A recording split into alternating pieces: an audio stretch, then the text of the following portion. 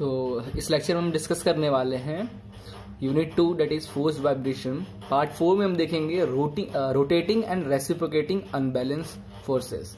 Okay, तो मैं हूं आशीष सिंह, आप देख रहे हो 4B इंजीनियर्स। तो चलिए शुरू करते हैं। तो रोटेटिंग अनबैलेंस और रेसिप्रोकेटिंग अनबैलेंसेस फोर्स के कारण जो हमारे सिस्टम में वाइब्रेशन, उसकी एम्पलीट्यूड, उसकी फेस एंगल क्या है, वो सब हम यहाँ पे कैलकुलेट करने वाले हैं इस लेक्चर में। ठीक है, तो उसकी डेरिवेशंस अभी तक आपने देखा, इससे पहले भी मैंने 2 डेरिवेशन 2 लेक्चर में बताया। हार्ड नहीं था ना, बस डेरिवेशन आपको थोड़ा सा डिफरेंशिएशन आना चाहिए और थोड़ा सा आपको ट्रिग्नोमेट्री का 1-2 फॉर्मूला पता होना चाहिए। जो मैं आपको बता रहा हूँ, sine A plus B, sine A minus B का फॉर्मूला पता कर लो। ठीक है, और डिफरेंशिएशन नॉर्मल छोटा मोटा डिफरेंशियल आप माइंड में रख लो। आप वाइब्रेशन के सारे यूनिट को कवर कर सकते हो, बहुत इजी डेरिवेशन है।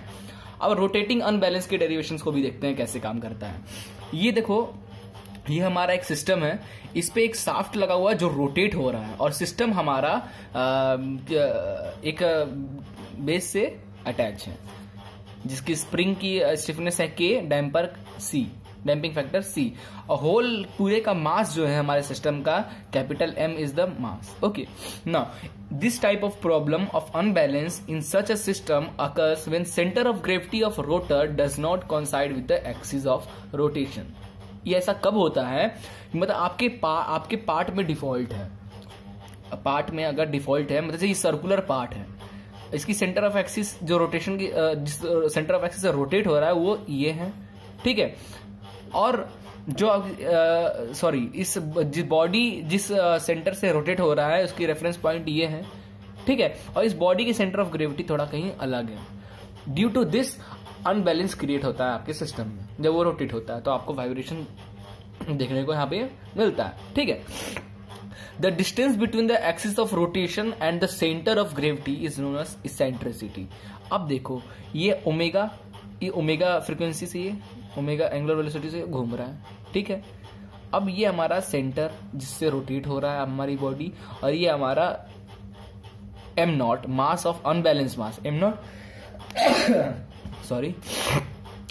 Is the unbalance mass at that point, और यहां से सेंटर के डिस्टेंस है that is small e which is called eccentricity. Clear?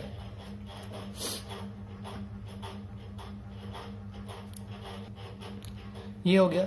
तो जो जिस सेंटर से रोटेट हो रहा है आपका बॉडी, वहां से अनबैलेंस मास जहां पे, उन दोनों के डिस्टेंस, बीच के डिस्टेंस को हम लोग बोलते हैं eccentricity. Okay, and the mass acting at a distance E from the axis of rotation is known as eccentric mass और unbalance mass. Okay, now let us assume omega is the angular speed of rotor, that is radian per second. Omega is this omega से rotate हो रहा है, omega is the angular speed. M is the total mass of the system including unbalanced masses.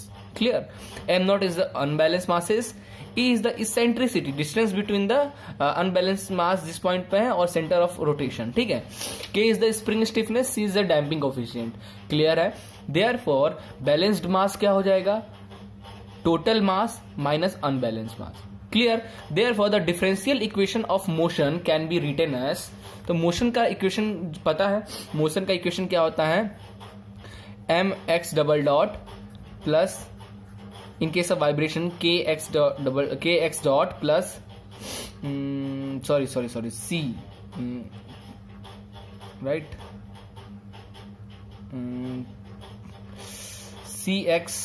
cx dot plus kx is equal to 0। Clear है ना? तो ये हमारा motion की इक्वेशन, इसकी डिफरेंशियल इक्वेशन क्या है, एक्स डबल क्या लिख सकते हैं, d² x अपॉन dt है, तो एक्सेलरेशन ही ना, ये है वेलोसिटी। तो ऐसे, तो इसका the differential equation of motion can be written as this.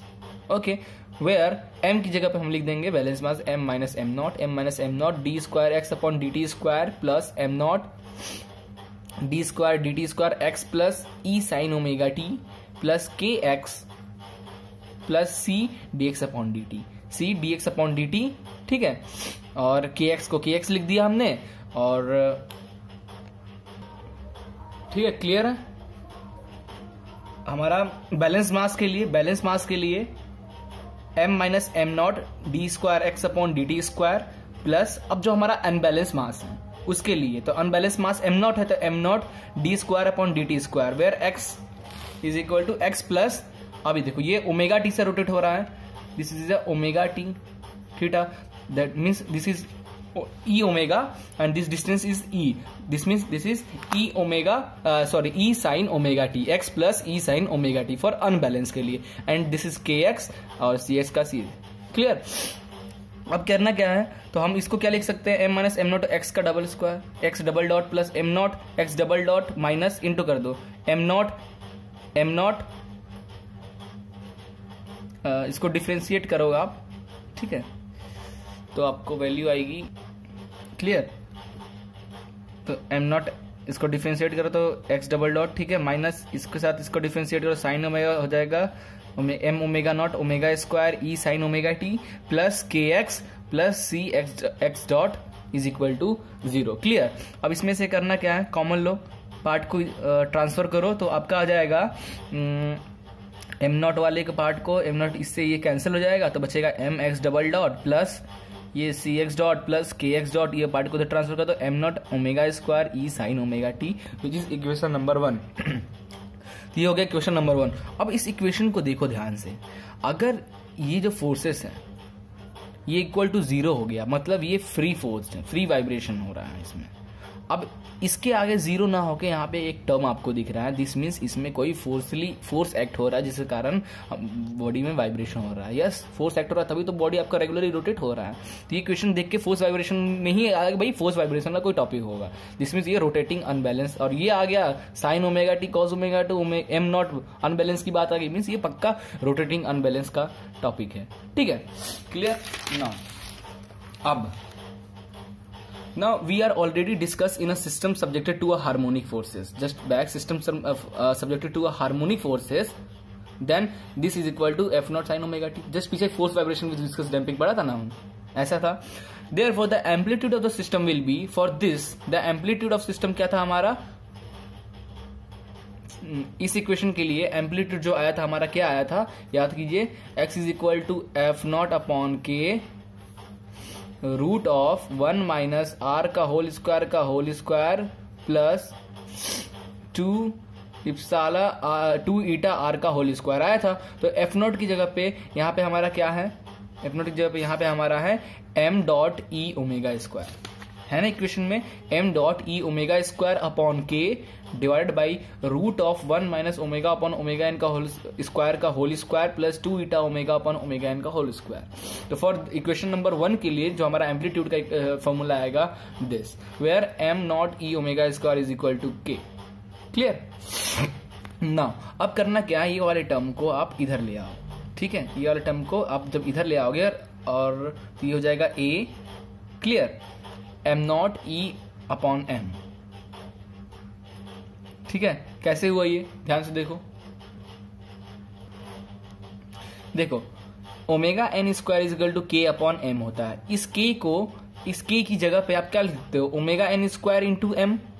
तो ओमेगा एन स्क्वायर हम यही रहने दिए और ये ओमेगा स्क्वायर यही है, तो ये हो गया ओमेगा अपॉन ओमेगा एन का होल स्क्वायर, और जो एम था वो इधर आ गया, तो ये हो गया, क्लियर। बाकी दिस ना, और इस इक्वेशन को आप क्या लिख सकते हो, A upon M naught E upon M is equal to, M naught is the unbalance mass, M in the total mass including unbalances, E is the, E क्या है आपका यहाँ पे, what is E, E is the eccentricity, distance between center of rotation to the unbalanced mass का distance, ठीक है। और ये r square omega upon omega n को हम r लिखते हैं, तो r square upon root of 1 minus r का square upon whole square plus 2 eta r का whole, where eta is the damping factor. Okay, now the phase angle can be written as, therefore the phase angle tan phi is equal to 2 pi r upon 1 minus r square लिखते थे।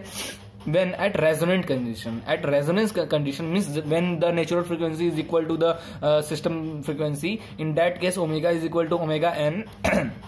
In that case the value of this will change to 1 upon 2 eta, clear है बस। now in that case अब देखो, आप देख रहे हो इस इक्वेशन में जो हमारा ये फैक्टर है दिस फेस का देखो, या फिर ये जो हमारा एम्पलीट्यूड ये फैक्टर है, ये ई से डायरेक्ट है इन द रिलेशन, मतलब जैसे जैसे डैम्पिंग फैक्टर चेंज होगा आपकी इसकी वैल्यू भी चेंज हो जाएगी विथ रिस्पेक्ट टू आपका फ्रीक्वेंसी। ठीक है। तो अगर हम इस इक्वेशन को ध्यान से देखें, इस इक्वेशन के देख के कैरेक्टरिस्टिक कर्व ड्रॉ करते हैं इस इक्वेशन को देख के, और फेस और फ्रीक्वेंसी के रिस्पेक्ट में, क्योंकि यहाँ पे फेस एंगल और फ्रीक्वेंसी आर है और ये ईटा भी है। मीन जैसे जैसे डैम्पिंग फैक्टर आप चेंज करोगे आपकी फेस एंगल और फ्रीक्वेंसी चेंज होगा। यहाँ भी देखो जैसे जैसे डैम्पिंग फैक्टर आप चेंज करते जाओगे और frequency with respect to this function आपकी कैरेक्टरिस्टिक कर्व भी बनती जाएगी। अलग अलग ईटा की वैल्यू पे अलग अलग कर्व बनेंगे। तो जो कर्व आपको बनेंगे कुछ इस तरह बनेंगे, कैरेक्टरिस्टिक कर्व और रोटेटिंग अनबैलेंस। ये आ गया फेस और फ्रीक्वेंसी के बीच में, ये आ गया एम्पलीट्यूड एंड फ्रीक्वेंसी के बीच में। ठीक है, तो आपको ऐसा कुछ देखने को इसमें मिलेगा। तो आपको यहाँ पे क्या क्या कुछ पॉइंट हैं जो हमें यहाँ पे इस कर्व में देखने को मिल रहा है। तो ये हमारा रेजोनेंट पॉइंट है 1। यहाँ पे जो आपको मैक्सिमम एम्पलीट्यूड मिलेगा वो कहाँ मिल रहा है, आपके रेजोनेंट पॉइंट के राइट साइड में। देखो मैक्सिमम एम्पलीट्यूड इस बार इस पे नहीं मिल रहा है, इधर साइड मिल रहा है। ये चीज यहाँ से आया है, लाइन के इधर से कर्व हो रहा है। ठीक है, तो आप देख रहे हो क्या हो रहा है, जैसे जैसे डैम्पिंग फैक्टर बढ़ता जा रहा है, सॉरी डैम्पिंग फैक्टर कम होता जा रहा है। ठीक है, और जब 0 हो जाए तो वो इन्फिनिटी पे चला जाएगा। ठीक है, तो आप देखते हैं इसकी properties. Now at high value of damping factor amplitude reduces. देखो जैसे जैसे डैम्पिंग फैक्टर बढ़ता जाएगा 0 1 जैसे डैम्पिंग फैक्टर बढ़ता जा रहा है तो ये जो एम्पलीट्यूड जो है मैक्सिमम एम्पलीट्यूड ये क्या होता है, कम होते जा रहा है। स्ट्रेट देखो ये ऐसा था, ये ऐसा, फिर स्ट्रेट होता गया, एम्पलीट्यूड क्या हो गया, कम होते जा रहा है। ठीक है, this property help to control amplitude during resonance. Clear.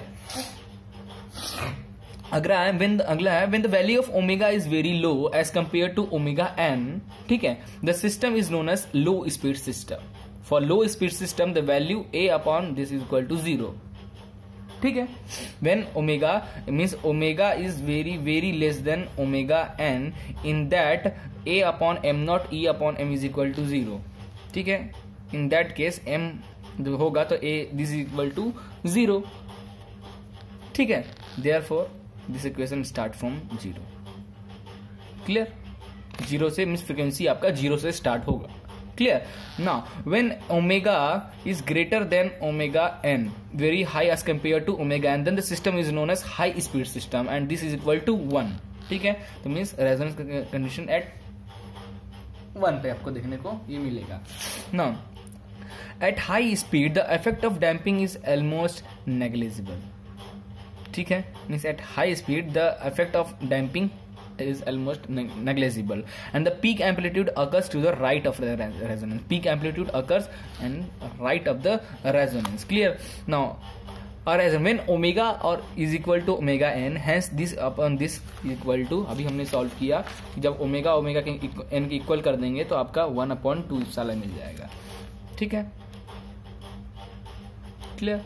ना अब हम बात करने जा रहे हैं रेसिप्रोकेटिंग अनबैलेंस की बात में, रेसिप्रोकेटिंग अनबैलेंस के डेरिवेशन पार्ट में। तो ये देखो, ये इंजन है हमारा, ये पिस्टन है, ये कनेक्टिंग रॉड है, ये क्रैंक है।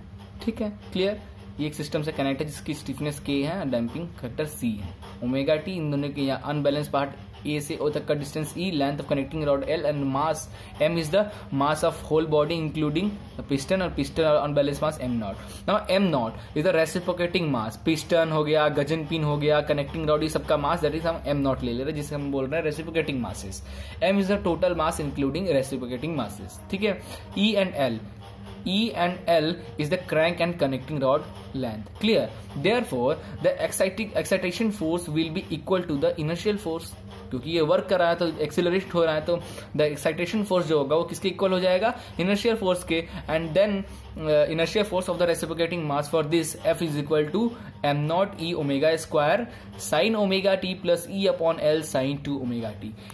in a rotating case, in this rotating case F is equal to m naught omega square E and the value m naught m omega square E sin omega T. In case of reciprocating m naught omega square, m naught same है, बस थोड़ा बहुत change, m naught E omega square, ध्यान से देखें, m naught E omega square is equal sine omega T plus E upon L, length भी है sine 2 omega T। If E is less than L, then the second term neglected. This term will be neglected and the F is equal to m naught E omega square sin omega T.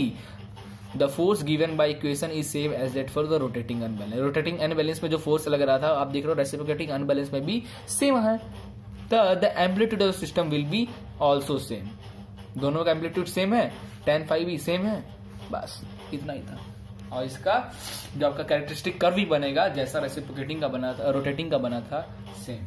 तो इतना ही था हमारा rotating unbalance और reciprocating unbalance के कारण जो amplitude और face angle में चेंजेस होता है वो हमने कैलकुलेट किया। तो thank you for watching this video, please like and share it and don't forget to subscribe it.